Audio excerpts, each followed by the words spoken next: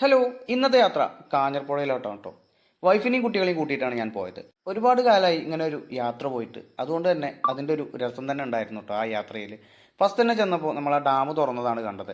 ഡാമിൻ്റെ മേലെ കയറണമെന്ന് ആഗ്രഹം ഉണ്ടായിരുന്നു, പക്ഷേ മഴയായതുകൊണ്ടും ഞങ്ങൾ കയ്യിൽ കുടയോ കോട്ടോ ഒന്നും എടുക്കാത്തത് കൊണ്ടും നമുക്ക് അങ്ങോട്ട് പോകാനുള്ളൊരു സാഹചര്യം ഉണ്ടായിരുന്നില്ല കേട്ടോ. മഴയായത് കാരണം തന്നെ അവിടെ ആളുകൾ വളരെ കമ്മിയായിരുന്നു. അതുകൊണ്ട് അവിടെയുള്ള എല്ലാ കളിക്കുന്ന സാധനങ്ങളിലും കുട്ടികൾക്ക് കയറി കളിക്കാനുള്ള ഒരു സാഹചര്യം ഉണ്ടായിരുന്നു. കുട്ടികൾക്ക് കളിക്കാൻ വെച്ചിട്ടുള്ള എല്ലാത്തിലും അവരെ കയറ്റിയിട്ട് നമ്മൾ അവരെ നല്ല രീതിയിൽ സന്തോഷിപ്പിച്ചിട്ടുണ്ടായിരുന്നു കേട്ടോ.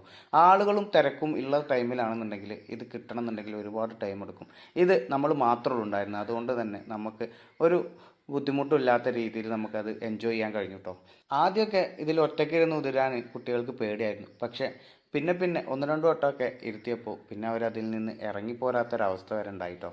മഴ കാരണം അടിയിലൊക്കെ ഫുള്ള് വെള്ളമാണ്. അതുകൊണ്ട് സൂക്ഷിച്ച് വേണം കുട്ടികൾ അതിൽ ഇരുത്താനും ഇറക്കാനൊക്കെ. അതിൽ ചെറിയൊരു ബുദ്ധിമുട്ടുണ്ടായിരുന്നു.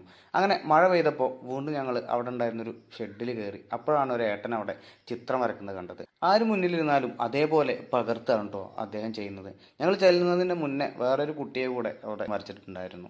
അങ്ങനെ ഞങ്ങൾ ആ ചിത്രം വരക്കുന്നത് കണ്ടു നിന്നപ്പോൾ നമുക്ക് തന്നെ അത്ഭുതം തോന്നിട്ടോ. ഒരു കുട്ടിയെ മുന്നിലിരുത്തിയിട്ട് അതേപോലെ ചിത്രം വരച്ച് കൊടുക്കാനുള്ള കഴിവ് എന്ന് പറഞ്ഞാൽ വലിയ കഴിവാണ്. അവസാനം അദ്ദേഹം ആ കുട്ടിയുടെ പേരും അതിൽ എഴുതി കൊടുത്തിട്ടാണ് കേട്ടോ അത് കൊടുത്തത്. ചിത്രം വരയ്ക്ക് ശേഷം ഇദ്ദേഹത്തോട് കാര്യങ്ങൾ അന്വേഷിച്ചപ്പോഴാണ് ഇടയ്ക്കൊക്കെ ഇവിടെ വരാറുണ്ടെന്നും ഇങ്ങനെ ചിത്രം വരച്ച് കൊടുക്കാറുണ്ടെന്നൊക്കെ പറഞ്ഞു കേട്ടോ. ഇദ്ദേഹത്തിൻ്റെ പേര് സുനിൽ എന്നും ആലത്തൂരാണ് വീടെന്നൊക്കെ പറഞ്ഞിട്ടുണ്ടായിരുന്നു.